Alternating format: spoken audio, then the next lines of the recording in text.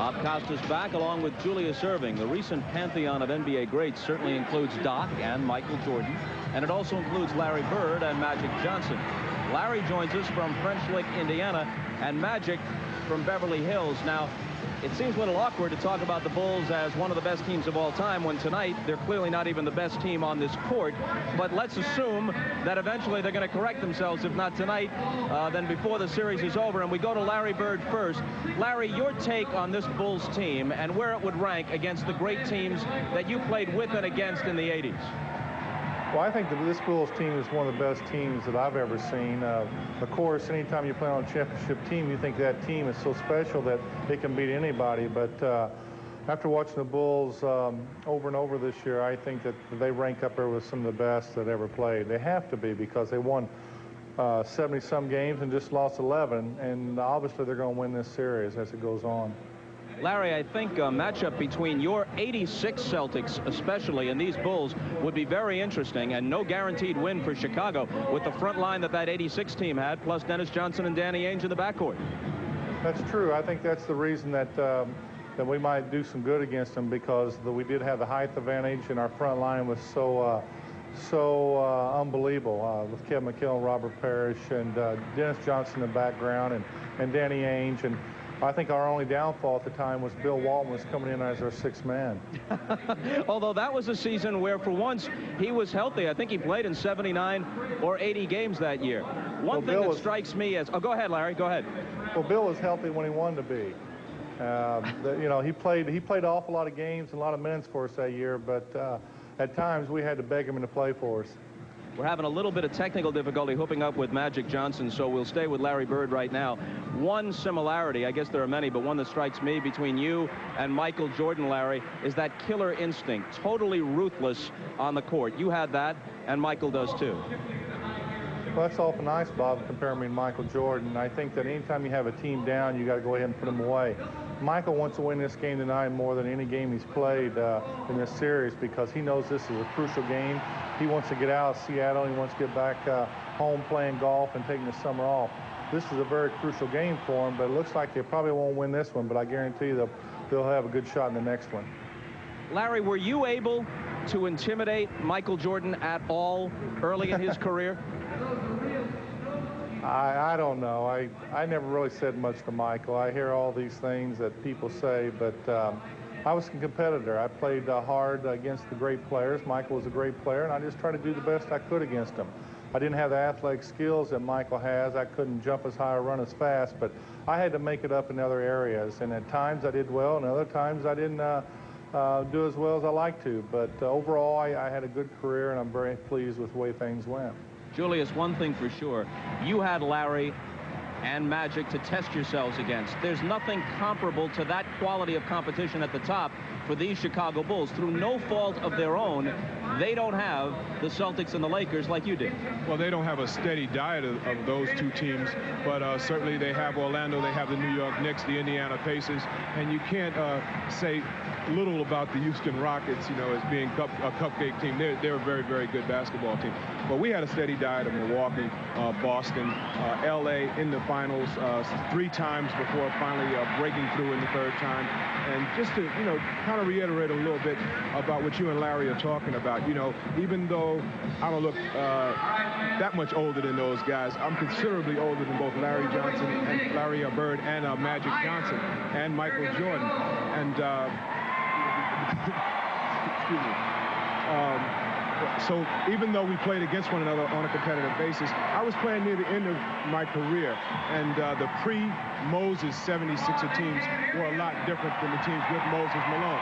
And that team knocked at the door, you know, by going to the finals 3 times before, as I said, breaking through with Moses. And I think the team with Moses, which had the all-time best record, and probably will maintain it if the Sonics can hold on today, could have beaten any of these teams, the present-day Bulls, and certainly we proved ourselves against the Celtics and the Lakers. The 83 76ers who went 12-1 through the playoffs. Let's see if we can hook up with Magic now. Magic, your thoughts on this particular Bulls team? You played against the first Bulls champion in 1991, but this Bulls team, where does it rank? Well, I think they're definitely one of the best teams of all time in basketball, only because they can go out and full court press you and really defense, denying you, taking you out of your offense. So they're definitely one of the best teams of all time. Let me ask you one quick one before we take a break here, Magic. Your team of the mid-'80s, with you in the backcourt, with Kareem up front, with James Worthy, with Byron Scott, with Michael Cooper for defense. Again, I think interesting matchups, and by no means assured that the Bulls would beat that team. Well, Kareem is the X factor because there's nobody that could stop him on their team. Then he would set up shots for everybody else. I think Larry made a good point about his Celtic team, the same thing. The only way you can beat this Bulls team is to have a dominant front line, and that's what we had, and that's what the Celtics had, and of course Dr. J with his team with Moses. So it would have been probably a great finals, a great series, but at the end I think Kareem would have ended up winning it for us, maybe in a game 6 or 7. We'll take a short break here and then return. More with Magic Johnson, Larry Bird, and Julius Erving after a message from Prudential and a word from the NBA. And we're back, halftime at Key Arena. Larry Bird is with us from French Lick, Indiana, and Magic Johnson from Beverly Hills, and Julius Erving just to my right. Let's resume the conversation. Larry, we know that this Bulls team is on the short list of the great teams of all time. But what about the overall quality of the NBA in the mid-'90s? How do you think it stacks up to a decade or so ago? Well, I think the expansion teams has really hurt the league. I think it's depleted some of the talent in our league. But, you know, you got to give the Bulls all the credit in the world. They've won a number of games, and it looks like they're going to win the NBA championship. So you got to give them all the credit in the world. They're a great basketball team. They got 3 players, and Jordan and Pippen and Rodman, that are very focused, and they come to play every night. They're tough, and they got a chance to do something no one's ever done before, and you have to give them all the credit in the world. Doc? I think, Bob, one of the things you got to consider when you talk about this Bulls team is that all year long they've been giving the fans of the basketball world a glimpse of the future, what the NBA is going to be like in the 21st century. It's going to be an international league, and they have 2 of the 3 best American players on their team. They have the best player ever playing from Croatia. They have the best player ever from the country of Australia. So we're getting a sneak preview of what it's going to be like in the 21st century. And one last question for Magic before we get out of here. If, in fact, they're giving us a glimpse of the future, they're also connected to the past, Magic, because they play with an appreciation for the game and the proper approach that I know makes old-timers feel good about their success. Not that you're an old-timer necessarily. Well, there's no question about it. You know, I am so excited about when I watch Chicago because look at the team.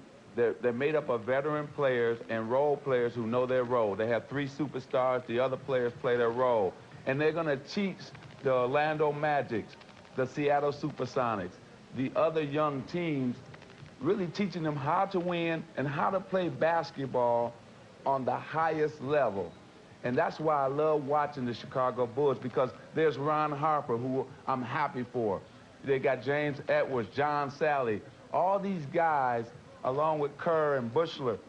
They're all on one page, and they're all for one goal. And if these young teams can understand that and get to that point, then like Julius said, the 21st century in the NBA is going to be exciting. So take note, young players, especially the Lakers and all these teams who are trying to get to that point. Look at the Bulls and figure out why they're winning this championship and why they won so many games this year. Magic, as always, a pleasure. Thanks to you and to Larry Bird in French Lick, Indiana. We appreciate it. Thank you. Always great to talk with both of you, and Julius Erving as well. One other note.